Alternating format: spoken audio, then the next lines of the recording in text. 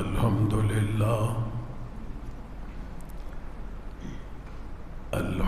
لله نحمده ونستعينه ونستغفره ونؤمن به ونتوكل عليه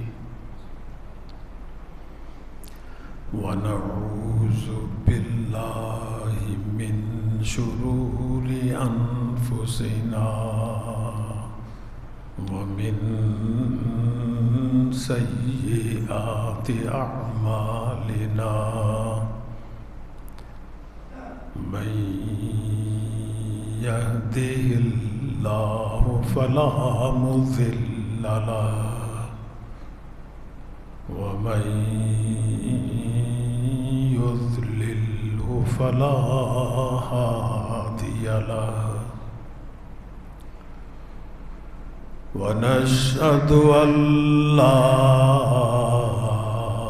إله إلا الله وحده لا شريك له ونشهد أن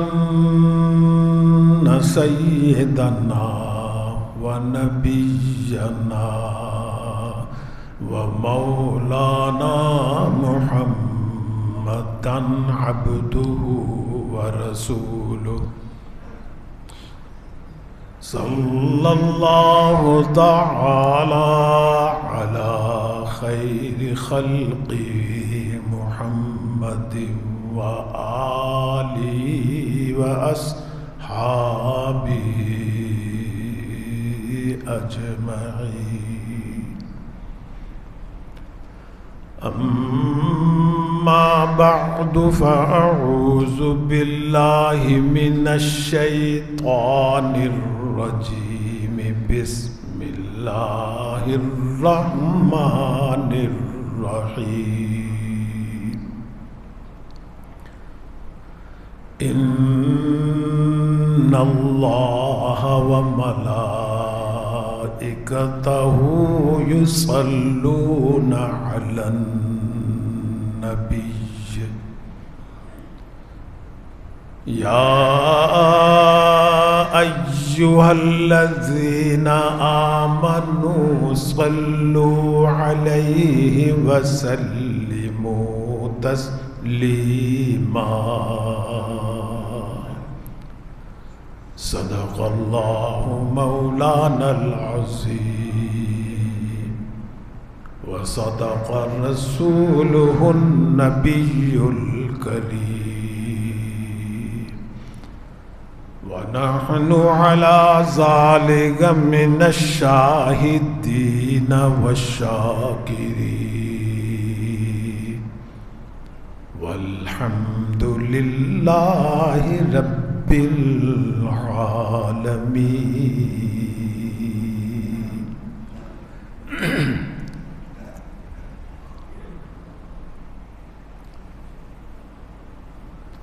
بزرگان محترم اور برادران عزیز، سورہ احزاب کی اس آیت مبارکہ کے بارے میں یہ عرض کیا جا رہا تھا کہ اس آیت مبارکہ میں اللہ تعالیٰ نے اپنے حبیب، اپنے محبوب، خاتم النبیین، خاتم الانبیاء حضرت محمد مصطفیٰ صلی اللہ علیہ وسلم کہ اس شان عظمت، شان رفعت اور اس قدر و منزلت کا بیان فرما رہے ہیں جو ملائے اعلیٰ میں ان کو حاصل ہے، آسمانوں سے بالا جو حاصل ہے۔ کیسے بیان فرمایا فرمایا کہ ان اللہ و ملائکتہ یصلون علی النبی، بے شک کوئی شک شبے کی گنجائش نہیں۔ سوال پیدا ہوتا ہے نا کہ اللہ درود بھیجتے ہیں اپنے حبیب پہ، انا کا لفظ لا رہے ہیں۔ عرب کلام کے اندر انا کا لفظ وہاں استعمال ہوتا ہے جہاں کوئی شک شبے کو دور کرنا مقصود ہوتا ہے، کہ کسی کے ذہن میں اگر یہ اشکال پیدا ہو، یہ شک شبہ پیدا ہو، تو وہ دور کر دے اس کو کہ اس میں کوئی شک نہیں، یقیناً بے شک اللہ اپنے اس نبی کے اوپر درود بھیجتے، اس کے ملائکہ بھی بھیجتے۔ اب اللہ تعالیٰ کا درود بھیجنا ان کی شان کے مطابق ہوگا، یہ نہیں جیسے ہم اور آپ بھیجتے ہیں، ہرگز ایسا نہیں۔ ہم نے اپنے اوپر تو قیاس کرنا ہی نہیں اللہ کے کسی عمل کو، اس لیے کہ خالق ہیں وہ، ہم مخلوق ہیں۔ خالق کی صفات اور ہوتی ہیں، مخلوق کی صفات اور ہوتی ہیں، لیکن بھئی اس میں کوئی شبہ نہیں، جو عمل اللہ تعالیٰ بتلا رہے ہیں اس پر ایمان ہے ہمارا۔ دیکھو ایک حدیث قدسی ہے، حدیث قدسی کا مطلب یہ ہوتا ہے کہ اس میں اللہ کے نبی یہ فرماتے ہیں کہ میں نہیں کہہ رہا، اللہ تعالیٰ کہہ رہے ہیں، اللہ تعالیٰ فرما رہے ہیں۔ ایک حدیث نبوی ہوتی ہے، حدیث نبوی وہ ہوتی ہے جس میں سرکار دو عالم صلی اللہ علیہ وسلم ارشاد فرما رہے ہوتے ہیں، آپ کا فرمان ہوتا ہے، آپ کا ارشاد ہوتا ہے۔ حدیث قدسی میں اللہ کے نبی اس بات کی نسبت اللہ کی طرف کرتے ہیں، جس سے پتہ چلا قرآن کریم کے علاوہ بھی اللہ اپنے نبی پر وحی فرماتے تھے، وحی کے ذریعے باتیں بتلاتے تھے۔ اس لیے کہ دین کی بہت سی باتیں ہیں جو قرآن کے اندر نہیں ہیں، حدیث میں ملیں گی، وہ بھی اللہ نے وحی کے ذریعے اپنے نبی کو بتائی۔ فرمائے کہ وَمَا يَنطِقُ عَنِ الْهَوَىٰ إِنْ هُوَ إِلَّا وَحْيٌ يُوحَىٰ۔ دین کے اندر، شریعت کے اندر ہمارے نبی ہماری وحی کے علاوہ کوئی بات نہیں کرتے۔ یہ دیکھو نا، اب آپ نماز پڑھیں گے جمعہ کی، قرآن میں تو صرف جمعہ کا ذکر آیا، نماز کا ذکر آیا، اقیم الصلاۃ، یا ایھا الذین آمنوا اذا نودی للصلاۃ من یوم الجمعہ فاسعوا الی ذکر اللہ، قرآن میں تو یہ ہے۔ لیکن بھئی نماز پڑھنی کیسے ہے، قیام کیسے کرنا ہے، رکوع کیسے کرنا ہے، سجود کیسے کرنا ہے، ان کے اندر کیا پڑھنا ہے، یہ سارا کچھ آپ کو حدیث میں ملے گا۔ حضور اکرم صلی اللہ علیہ وسلم نے خود طریقہ بتلایا کہ یہ ایسے پڑھ، رکوع ایسے، قیام ایسے، سجدہ ایسے، یہ سب اللہ کا حکم ہے،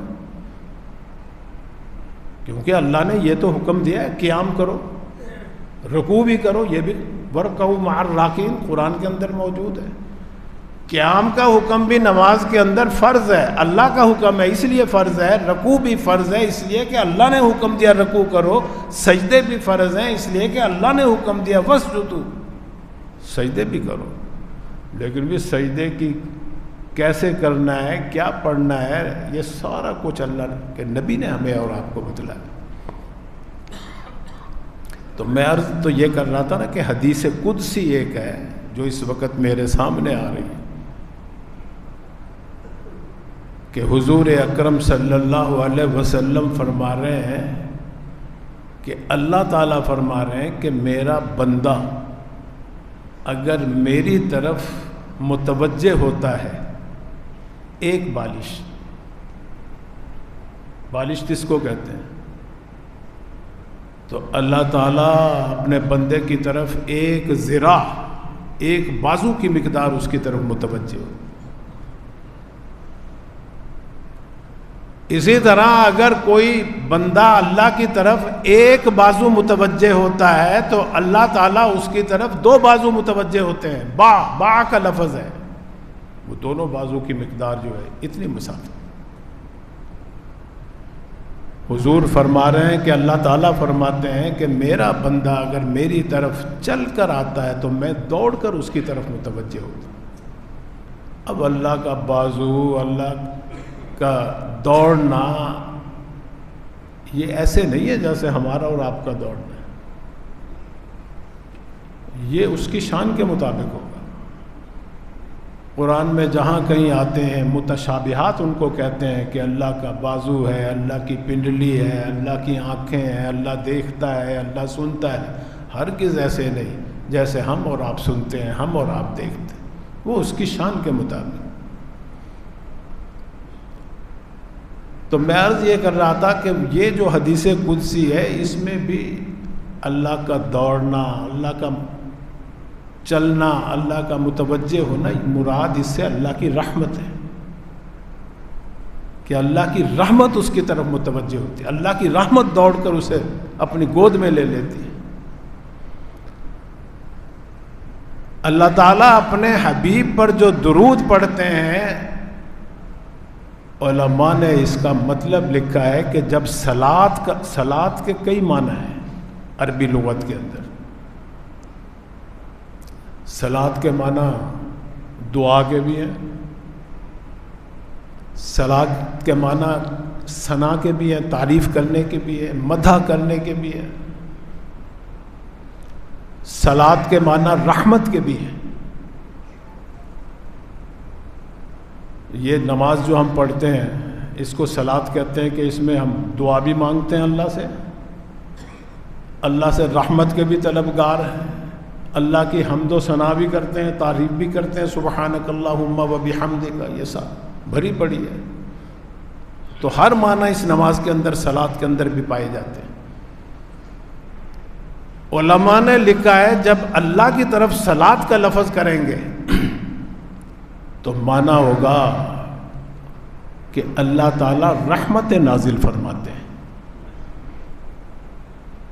اور جب ملائکہ کی طرف صلات کا لفظ منسوب کریں گے کہ فرشتے بھی درود بھیجتے ہیں، فرشتے بھی صلات بھیجتے ہیں، تو علماء نے لکھا اس کا معنی ہے کہ فرشتے اللہ کے دربار میں، اللہ کے حضور میں حضور کے درجات بلندی کی دعا کرتے ہیں کہ اور بلند فرما ان کے رتبے کو، ان کی عظمت اور اونچی کر، یہ دعا مانگتے ہیں۔ اور بھئی جب ہم اور آپ صلات پڑھتے ہیں ہماری طرف نسبت ہوگی، انسان کی طرف نسبت ہوگی، ایمان والوں کی طرف نسبت ہوگی صلات کی، درود کی۔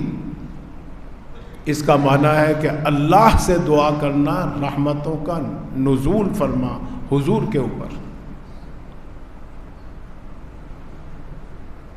تو ہر ایک کے ساتھ معنی الگ الگ ہوگا۔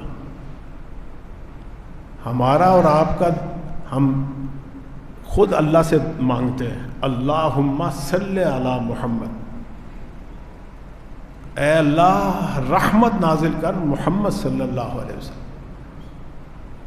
اور یہ طریقہ بھی ہمیں خود حضور نے سکھایا، کیونکہ حدیث میں آتا ہے جب یہ آیت نازل ہوئی نا، ان اللہ و ملائکہ، اور اس میں حکم دے رہے ہیں مسلمانوں کو، ایمان والوں کو بھی۔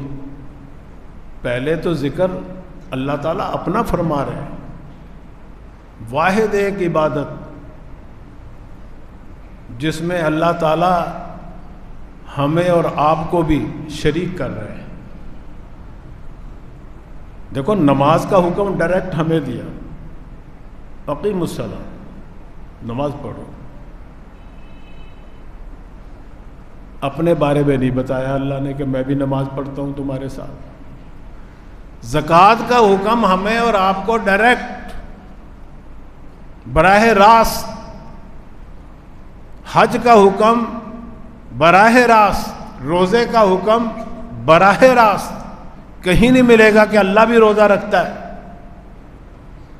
کہیں نہیں ملے گا کہ اللہ بھی زکوٰۃ دیتا ہے، نماز پڑھتا ہے. نہیں بات. واحد قرآن کریم کے اندر ایک حکم جو اللہ تعالیٰ ہمیں اور آپ کو دے رہے ہیں، اور پہلے اپنا ذکر فرما رہے ہیں کہ یہ کام میں بھی کرتا ہوں، میں اپنی شان کے مطابق کرتا ہوں، تم اپنے جیسے میرا نبی تمہیں بتائے ویسے کرو. نبی کو تو بھیجا ہی اللہ نے نمونہ بنا کر ساری عبادتوں کا. اس میں درود شریف بھی عبادت ہے، بہت بڑی افضل عبادت ہے درود شریف پڑھنا. صلاۃ و سلام آپ پر بھیجنا افضل عبادت. اس کا طریقہ بھی ہم اپنی طرف سے نہیں گھڑ سکتے، وہ بھی اللہ کے نبی بتائیں گے. بتایا ہمیں کہ جب یہ آیت نازل ہوئی، ایک صحابی آ گئے جنہوں نے آیت سنی کہ یا رسول اللہ، سلام کرنے کا طریقہ تو ہمیں آپ نے بتایا ہوا ہے کہ جب آپ کی مجلس میں آتے ہیں ہم کہتے ہیں السلام علیکم ورحمۃ اللہ، اور نماز کے اندر بھی سکھایا تم نے السلام علیک ایھا النبی ورحمۃ اللہ.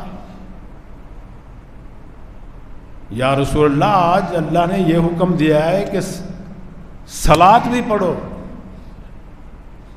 صلاۃ بھی بھیجو. یہ کیسے بھیجیں؟ دیکھو اٹھا کے دیکھ لو، بخاری مسلم حدیث کی جتنی کتابیں سب میں یہ حدیث موجود ہے، اتنی اہم حدیث. سرکار دو عالم صلی اللہ علیہ وسلم فرما رہے ہیں کہ ہاں سلام تو تم کرتے ہو، پڑھتے ہو، اب اس سلام کے بعد صلاۃ ایسے پڑھو. فرمایا کہ اللہم صلی علی محمد وعلی آل محمد کما صلیت علی ابراہیم وعلی آل ابراہیم انک حمید مجید.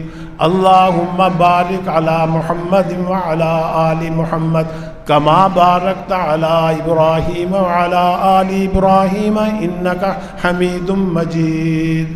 یہ پڑھ کے سنایا اپنی زبان مبارک سے.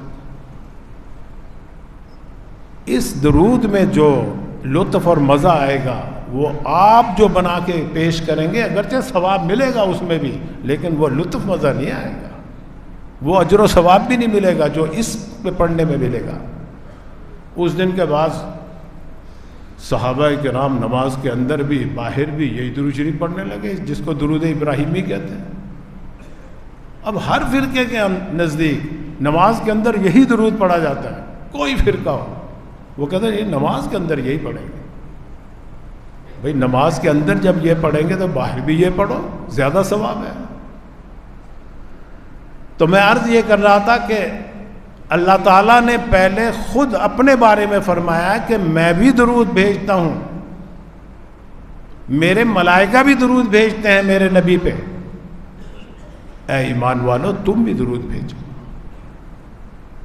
اب یہ حکم خود اللہ تعالیٰ دے رہے ہیں، اور جو ڈائریکٹ اللہ تعالیٰ حکم دیں وہ فرض ہوتا ہے.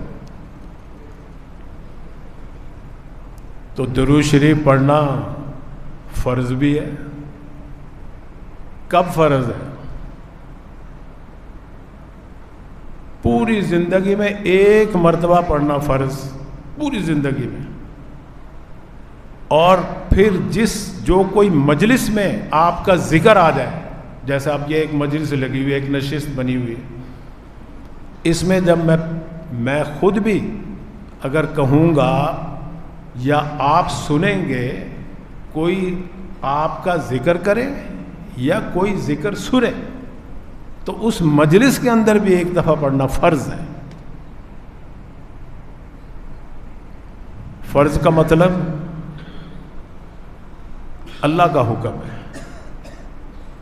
اللہ نے ڈائریکٹ حکم دیا، جس کے حکم دینے میں کوئی شک و شبہ نہیں ہے اس کو فرض کہتے ہیں، اور اس کا انکار کرنے والا کافر ہوتا ہے. جیسے نماز ہے، نماز فرض ہے، 5 نمازیں فرض ہیں، قرآن کریم کے اندر اس کا ذکر ہے. اب کوئی ایک نماز کا بھی انکار کر دے، اس نے فرض کا انکار کیا تو کافر ہو جائے گا.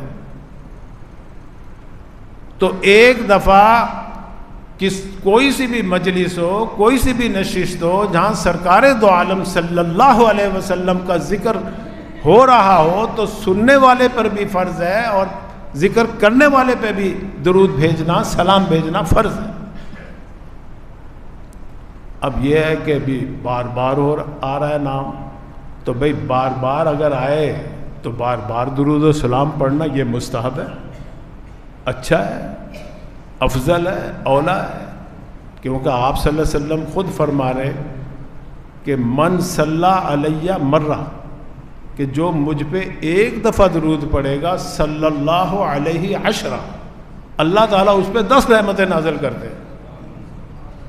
اور ایک حدیث میں آتا ہے کہ جو ایک دفعہ حضور پہ درود پڑھتا ہے اللہ اس پر 10 رحمتیں نازل کرتا ہے، 10 گناہ معاف کرتا ہے، 10 درجے اس کے بلند کرتا ہے.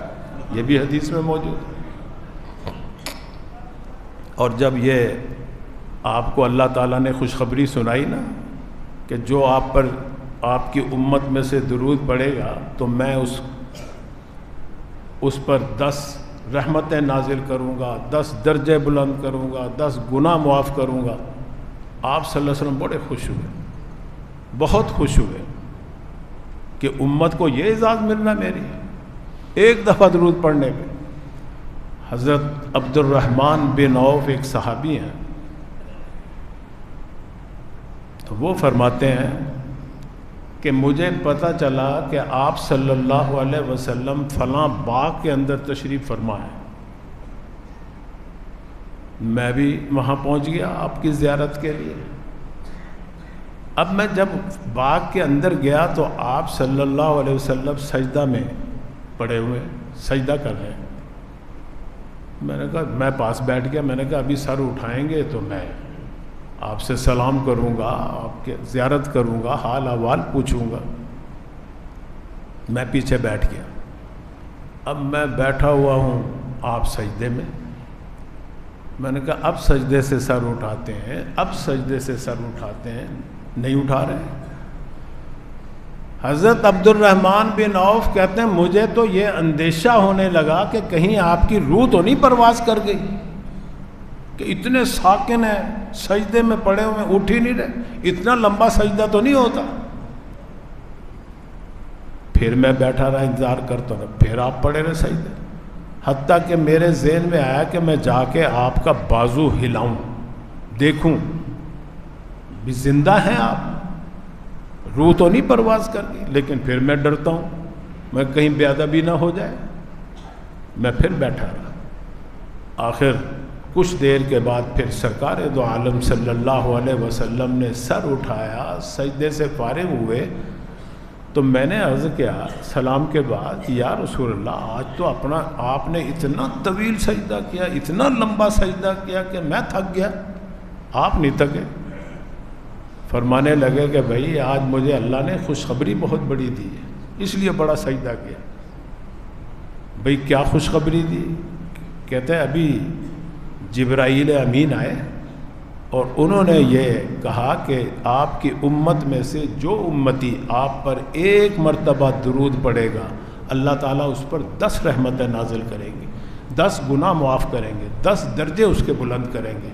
تو میں کیوں نہ اس اللہ کا شکریہ ادا کروں جس نے میری امت پر اتنی مہربانی فرمائی. اس لیے کہ اللہ کی ایک رحمت بھی اگر ہمیں مل جائے تو نجات کے لیے کافی ہے. 10 رحمتیں تو بہت زیادہ ہیں. تو بھئی درود و سلام اتنی بڑی اتنی اہم عبادت ہے، ہوگی تبھی عبادت جب سنت کے مطابق ہوگی. نماز کے اندر آپ پڑھیں، اللہ کے نبی نے حکم دیا پڑھو. نماز کے اندر سلام پڑھتے ہیں ہم، اللہ کے نبی نے حکم دیا ان لفظوں سے پڑھو، انہی لفظوں سے پڑھتے ہیں. درود بھی انہی لفظوں سے پڑھتے ہیں. اور حدیث میں آتا ہے کہ اس سے بڑا بخیل کوئی نہیں جو کسی مجلس میں بیٹھا ہو اور وہاں میرا ذکر ہو رہا ہو اور پھر مجھ پہ درود نہ پڑے، اس سے بڑا کنجوس اور بخیل کوئی نہیں۔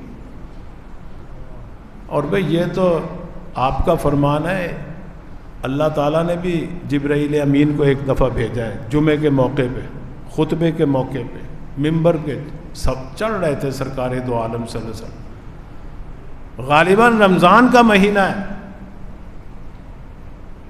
آپ صلی اللہ علیہ وسلم خطبے کے لیے تشریف لے جا رہے ہیں، ممبر کی پہلی قدمچے پہ قدم رکھا تو کہا، فرمایا آمین، دوسرے پہ رکھا فرمایا آمین، تیسرے پہ رکھا فرمایا آمین، پھر خطبہ دیا، خطبے سے فارغ ہوئے، نماز سے فارغ ہوئے، صحابہ نے عرض کیا کہ یا رسول اللہ کسی نے کوئی دعا تو مانگی نہیں آج، آپ آمین آمین آمین کہہ کے اوپر چڑھتے رہے، پہلے تو کبھی ایسا نہیں آپ نے کیا، کیا وجہ تھی؟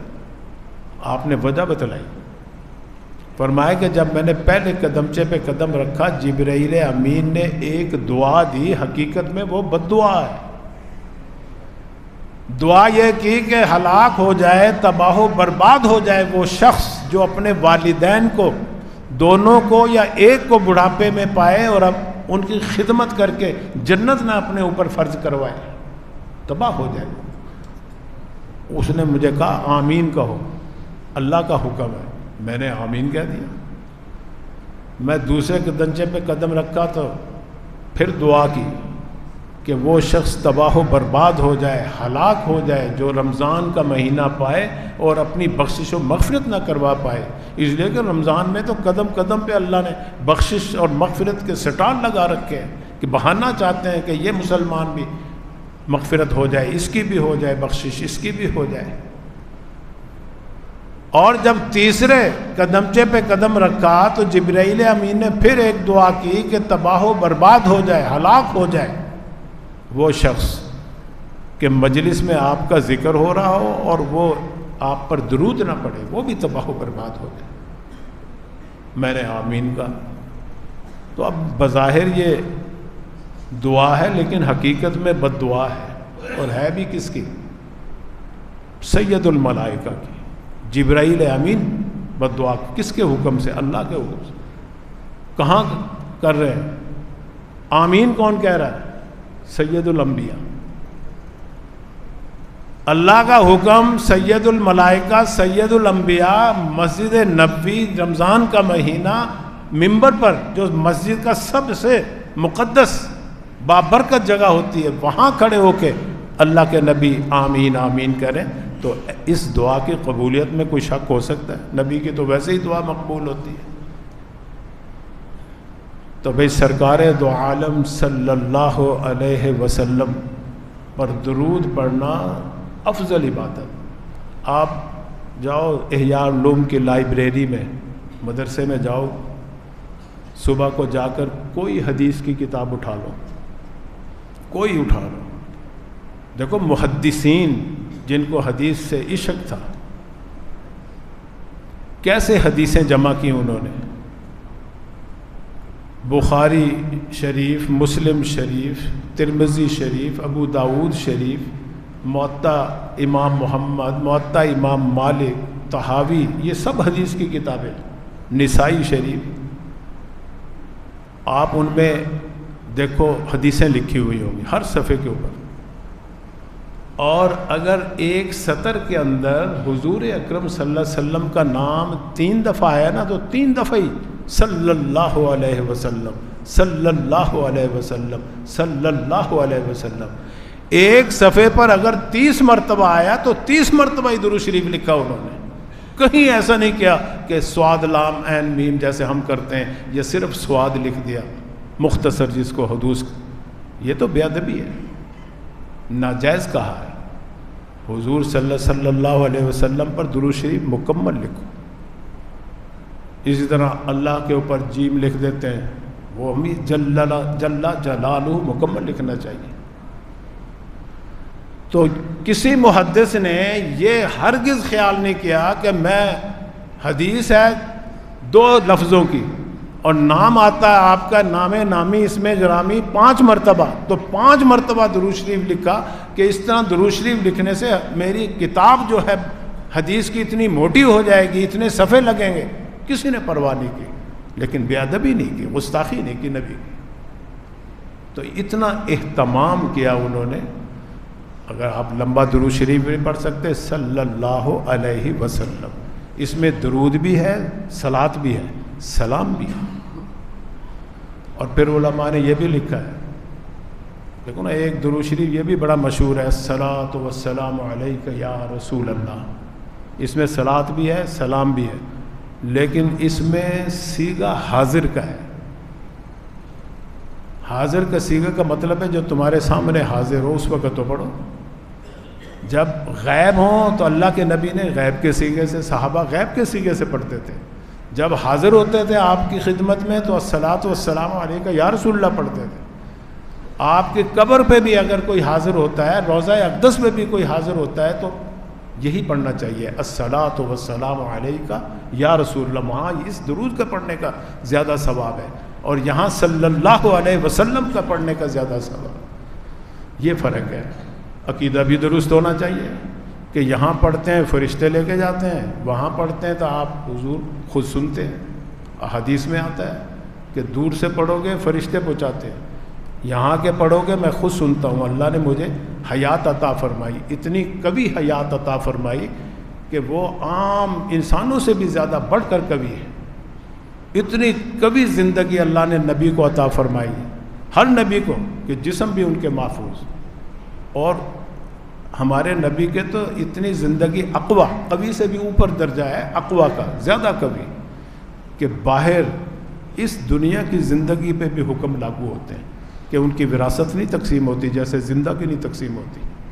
ان کی بیوی کسی سے نکاح نہیں کر سکتی جیسے بیوی کی زندگی میں کوئی نکاح نہیں کر سکتی کسی کی بیوی.